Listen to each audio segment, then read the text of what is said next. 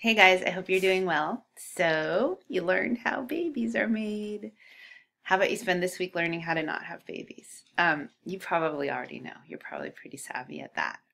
But that's what we're going to do this week: contraception, abortion, and sexually transmitted infections or STDs. Um, None of which you don't really want any of those. So, yeah, do the reading, think about all that.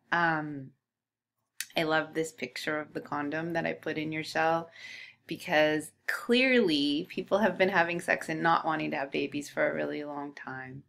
But this one is from 1640, and it's gross to think of it, but it's made of pig intestine and it was washed with milk and then reused. So we've come a long way in terms of contraception.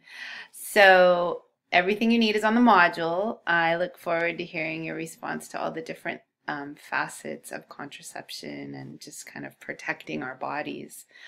Um, and yeah, I hope you're having a nice day off if it's a day off for you.